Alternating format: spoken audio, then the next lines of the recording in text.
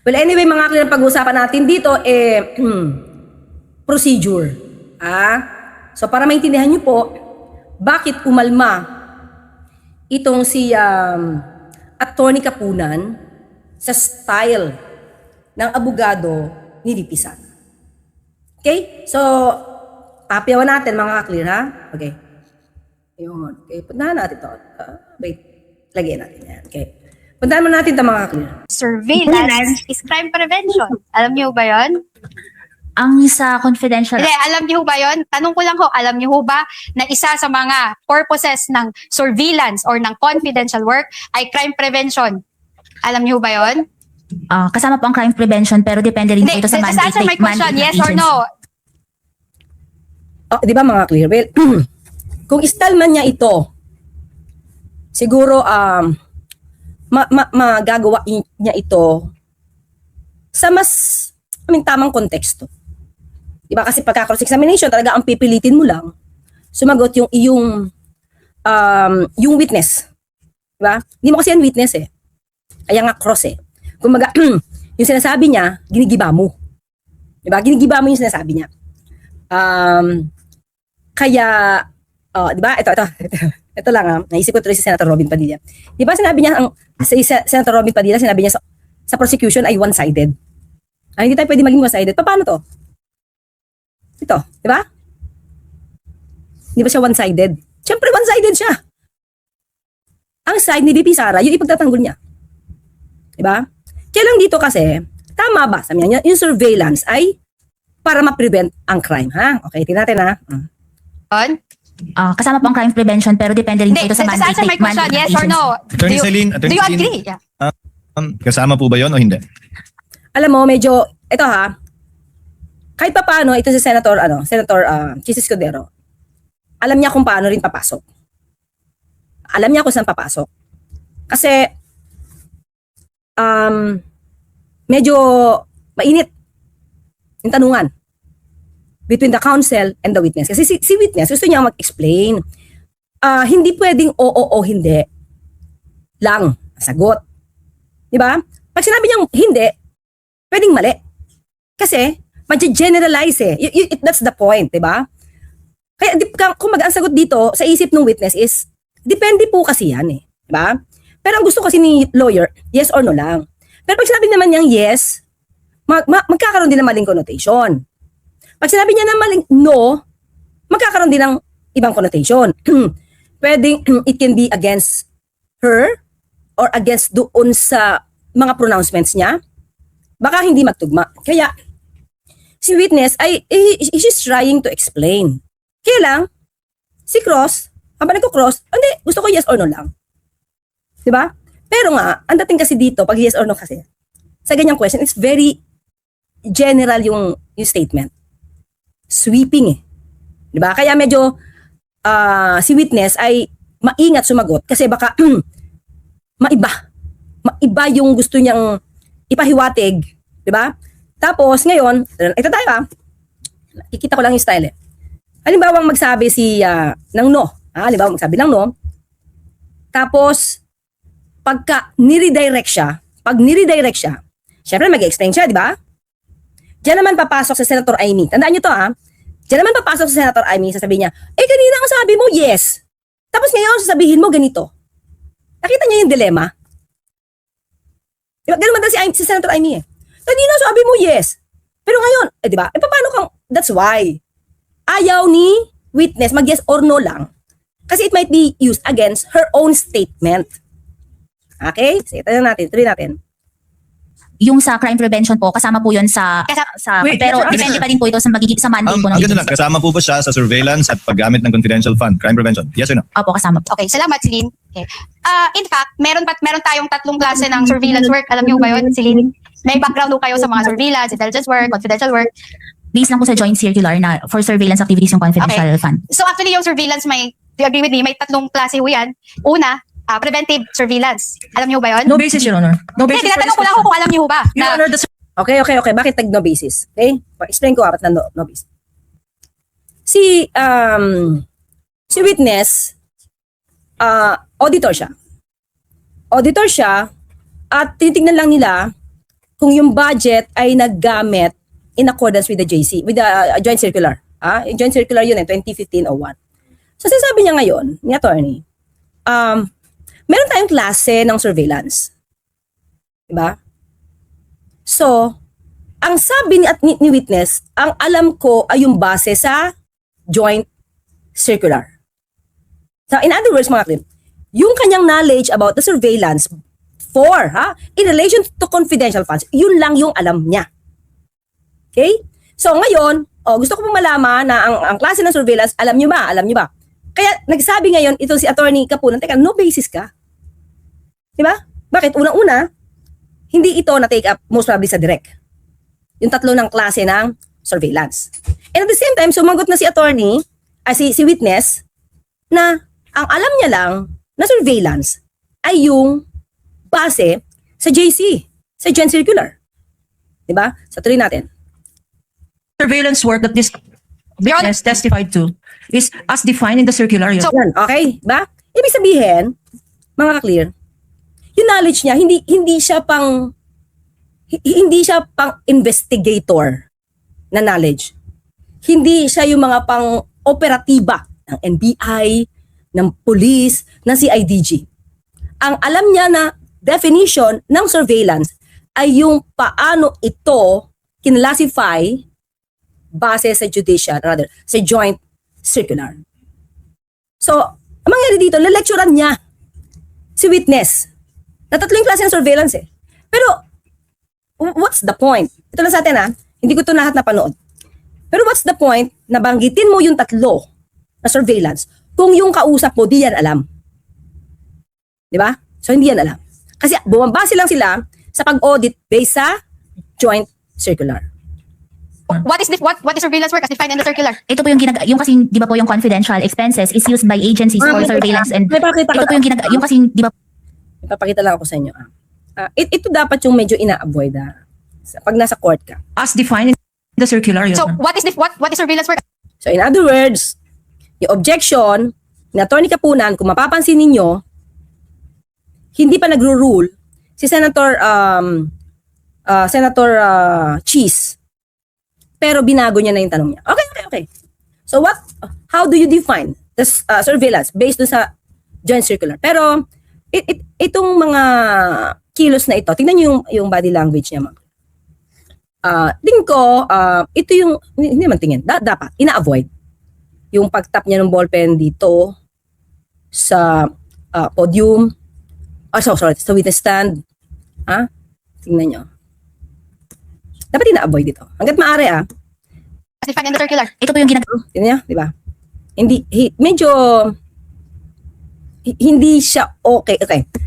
Pwede okay yan, pwede matapangan natin, pero minsan mga ka-clear kung kayo ay nagpa-practice, kung kayo ay trial lawyer, pag ganyang kilos, it's either, pwede mairita sa iyo yung judge. Okay? Kasi parang pikon yung dating niya dito. Para lang as defined in the circular. So, what is surveillance work as defined in the circular? ito po yung yung kasing, di ba po yung confidential expenses is used by agencies for surveillance and surveillance activities na makakatulong po na maisagawa ang mandate ng isang agency. Sige. Okay. Tignan mo, di pa siya tapos mag-explain. Pero ang tanong naman niya is how would you define?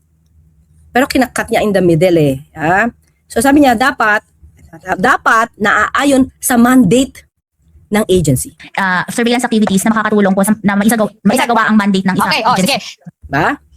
Para maisagawa ang mandate ng isang agency. So ano bang mandate ng DepEd? Ang mandato ng DepEd, mga kli, is for education to. Hindi talaga to para manghuli ng terorista. Di ba? Trabaho na po yan ng NTF-ELCAC, ng OPAPRO, di ba? AFP, intelligence ng AFP. Hindi siya mandato. Pag tinignan niyo yung mandato ng DepEd at saka ng OBP, hindi nila mandato manghuli ng terorista. And in the first place, wala naman din sila nahuli. Wala silang report na because of the OVP, a certain camp, ba? A certain camp, let's say, with innocent Filipinos, was captured. Yan, di ba? or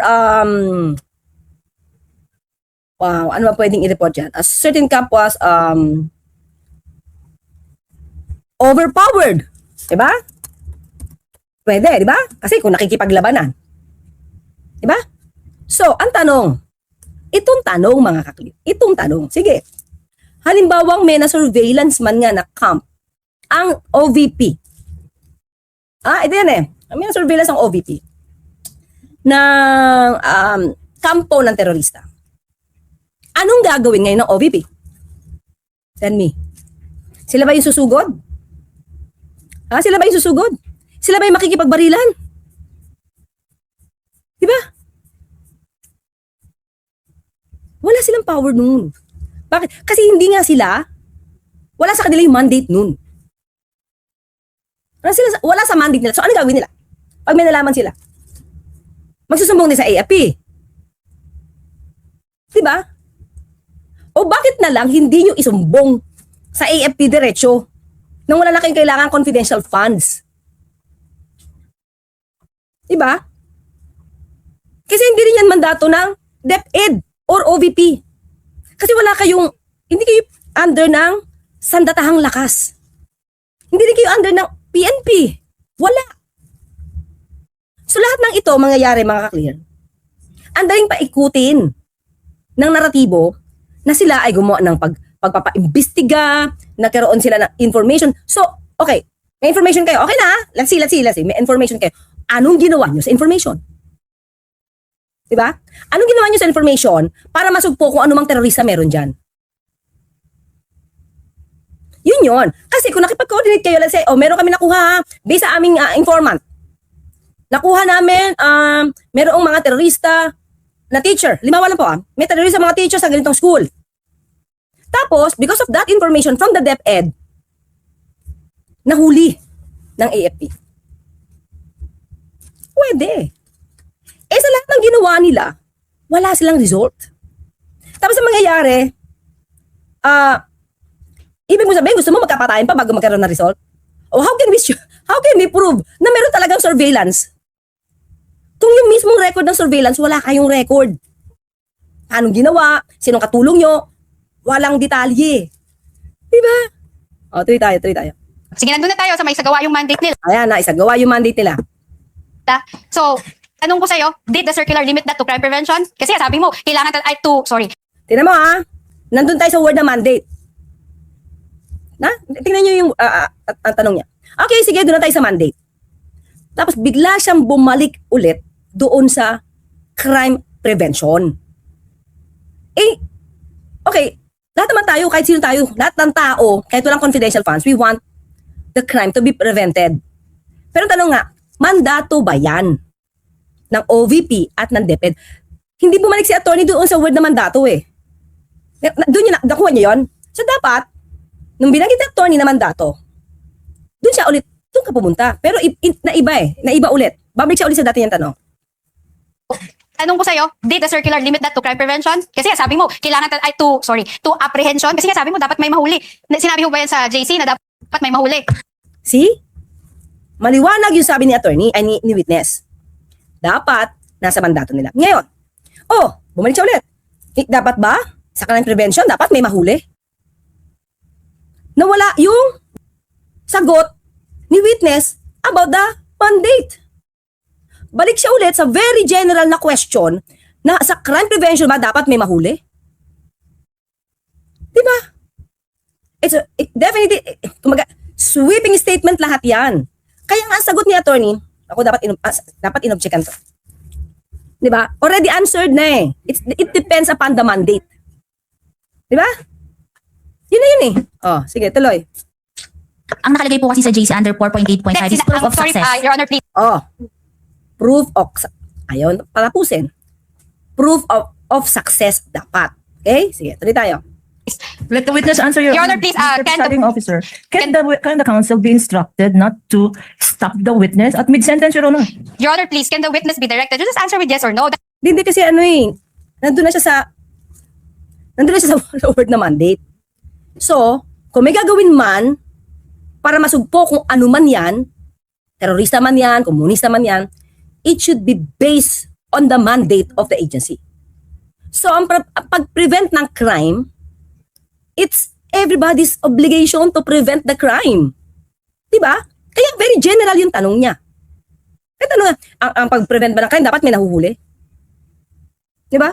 So, pag sinabi niyang hindi, so, babalik siya ngayon doon sa idea niya na, hindi ba pala kailangan may nahuhuli? Bakit kailangan nyo na may success story? Okay? So, in other words, mga clear, meron siyang pinagsasama-samang facts in general na hindi pwedeng o hindi lang kung very specific yung mandato o yung pinaka order or procedure or requirement sa batas. So, very specific yung sinasabi ni witness na dapat under lang doon sa joint circular. Pero yung tanong ni attorney, very general. Hindi siya doon sa circular eh. Lumalayo siya. Diba? Lumalayo siya. Counsel has her time to ask clarificatory questions Your later Honor, during not all redirect, Your questions. Honor. Ito. Not all questions can be answered by yes I'm or on no. cross, Your Honor, please. Ayun ha. Not all questions can be answered by yes or no. Actually, yan talaga ang the usual sa cross-examination, mga kapatid. Gigibain mo talaga sa cross-examination ng yes or no. Pero dapat, yung question mo ng yes or no ay tumbok dun sa mga, sa usual na facts. So kasi binabanggit na dito yung joint circular. So tayo mo magtanong dun lang sa base sa joint circular kasi yun na yung sinabi. Saka, di ba, nagbasabi na siya na depende sa mandato. Pero again, he's trying to ask question na very general yung statement. Tapos sasagutin mo ng yes or no. Kaya hindi pwede. Di ba? Yung sinasabi ni witness is specific, tapos ang tinatanong mo ngayon, very general. Tapos nag-explain siya based doon sa specific, ayaw mo pakinggan kasi gusto mo general. Di ba? O yan. Counsel, Never mind if you're on cross. There are limits to cross-examination. Okay, ayan, totoo. Minsan mga kakli ito ha, may pagkakataon na sabi ko nga, kapag, ito, halimbawa, new evidence, tapos, hindi ko, dito nga medyo maluwag pa, leniency, may leniency sila. Kapag hindi ko napamarkahan ang documents ko during the pre-trial, mga kakli, during the pre-trial, wala siya, never siya na-mention, mahihirapan akong i-bring up yan sa cross-examination. Tututulan niya ng kalaban. Kaya tama naman si attorney no, na hindi lahat no ng tanong sa cross-examination is answerable by yes or no. Diba? So tanong natin. Tatay natin ha. Misleading questions are not allowed. They on are cross. allowed. Counsel, Yun, nadinig nyo? Nadinig nyo? Misleading questions are not allowed. Naintindihan ba niya? Nadinig ba niya? Kasi sumasabay siya mga kakliri. Ha? Sumasabay kasi si attorney, kaya siguro baka hindi niya nadidinig. Not all questions can be answered by yes I'm or on no. cross, Your Honor, please. Counsel, Never mind if you're on cross. There are limits to cross-examination. Misleading questions are not allowed. They on are cross. allowed. Counsel, Misleading questions are not allowed. Ano sabi ni attorney? They are allowed. Mga clear. Isa to sa madalas magamit kapag ka nagko-cross-examine. Ha? Kapag yung nagtatanong, nami-mislead yung witness, dapat matalas ang utak mo dyan. Mag-o-object ka agad dyan. Objection, Your Honor. Misleading. Bakit? Kasi meron ka mga facts na binibigay na hindi tugma sa katotohanan or hindi tugma doon sa documents. Diba? So, bakit ang nasa isip ni attorney ay magpasok ng question to mislead the witness? Parang fake news. Tinatanong mo siya ng fake news. Gets, diba? Nagpaplanta ka ng intriga. Ito yan kasi yan pala yung nasa isip ni attorney eh. Para ka nagpaplanta ng intriga, nagpaplanta ka ng ebidensya, nagpaplanta ka ng fake news. Tapos ito taong to, most probably hindi alam na namemeke ka. Diba? Hindi niya alam na namemeke ka ng tanong. Namemeke ka ng facts. Diba? Kaya maraming nagulat dito mga kaklir. Nung sinabi niya, they are allowed. Basic to mga kaklir. It's very basic. Na misleading questions are not allowed. So, kaya nga, di ko alam. Saan niya nakuha na they are allowed during cross-examination? Diba? Yun isa, katulad sinabi ni attorney. Objection yun on no basis. Ibig sabihin, walang pinanghugutan. Diba? Kasi nagle-lecture siya about the three kinds of surveillance. Pero wala eh. Wala kang pinanghugutan. Diba? So, no basis. Bakit? Hindi to natanong during the direct. Wala itong pinagmulan sa mga nauna mong tanong. Kaya walang basis. Diba? Tapos ngayon, nagpapasok ka ng question na hindi siya naaangkop. Hindi siya naaangkop sa joint circular. Diba? Pero tinatanong mo pa rin at pinipilit mo siyang sagutin ng yes or no. Diba? So, nami-mislead mo yung tao kasi pinipilit mo mag yes or no. Pag sinabi mo namang no, in general, sa pagkapala crime prevention, hindi mo pwedeng, kailangan pala na may mahuli. Diba? Pag sinabi mo namang yes, sa crime prevention pala, pwedeng walang mahuli. Ang sagot niya kanina kay Senator Cheese, kanina yung pinutol pala ni attorney, there should be a report of success. Pinutol niya dun. Diba? So, try natin. So, allowed. There are limits to cross-examination. Misleading questions are not allowed. They are allowed. Counsel, please. Ayun, nakita mo tama mga ka-clear? Nakita niyo yung reaction nitong lalaki? Ito. Yung nandito sa may Philippine Star. Tignan mo yung bibig. Gulat na gulat. Never mind if you're on cross. There are limits to cross-examination. Misleading questions are not allowed. They are allowed. Counsel, Oh? Diba? Tuloy. Ayan o. Nakita niyo itong lalaking to. Nagulat siya. Diba? Tingin ko lang maiisip din ni attorney na nagkamali siya kasi sinabayan niya si attorney Kapunan. Banggaan, hindi pa tapos si attorney Kapunan, sumagot siya agad. No, yes, they are. They are allowed. Baka iba yung gusto niya sabihin. Kaya lang, naunahan siya ng, kailangan kita sagutin eh. Diba? Hindi porket si attorney Kapunan ka, hindi kita, diba? Iniisip niya, hindi kita uurungan. May ganun eh. Hyper. Please, counsels, let's not allow the Are not allowed. They are allowed. counsels, please, counsels, Diba? let's not allow the generational or seeming generational divide increase the tension in the courtroom. Let's keep it a notch lower. Your Honor, please, I am preventing myself from giving her a spanking, Your Honor. That is what I would Your have Honor, done please. in the Again, counsels. generational divide, Your Honor. Your Honor, counsels, you are all members of the bar and Yes, you're Your Honor. Yun na eh. Yun na yun mga clear. Yun na. all counsels I submit, for I parties. submit. And we will be treated. Ayan. Natapos na siya. I submit. Mga clear.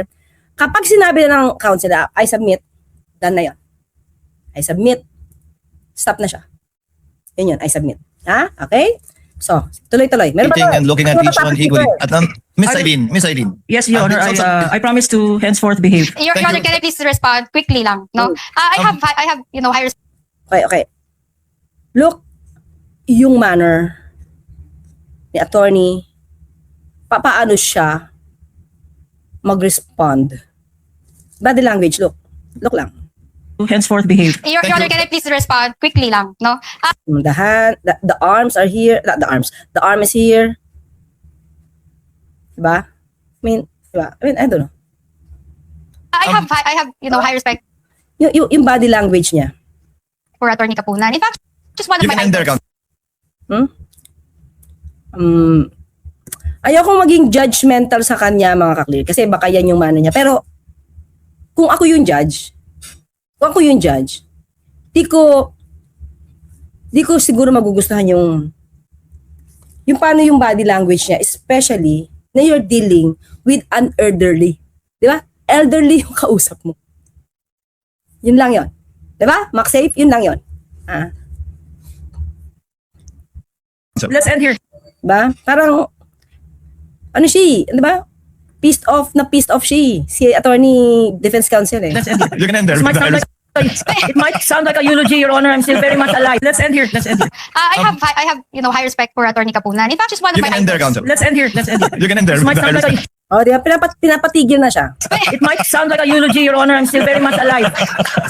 Your Honor, kapo niya, hindi ko nga siya kinukulit, di ba? Kahit Let's end. Diba? Let's end here. Wala eh. Kaya feeling ko yun yung point niya. Kaya siya ganyan. Hindi ko siya masisisi. Really. Especially this is siguro once in a lifetime opportunity to be like this. Diba?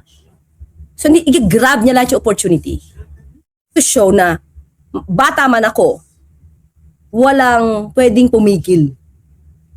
Kaya lang sabi ko nga, medyo, yung body language lang kasi yung hindi okay. Diba? O siguro dadala siya na emosyon niya. Yun lang yun. May mga questions na doon na leading, hindi naman allowed yun sa direct examination. Ito siguro yung mga ganyan mga Akli. Yung mga ganyang, yung arm niya nandito. Tapos, feeling so frustrated.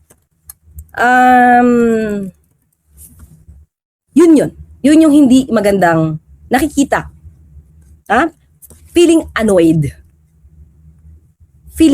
And yun, yung mga hand gesture niya siguro. Expected her. I ano din. You can end our counsel. Yeah, Respect thank her. Thank you. Thank you po. Miss Eileen, And yung pag-tap mo ng ballpen, sa iba irritating yun mga Akli. Irritating. Nadidinig sa mic eh.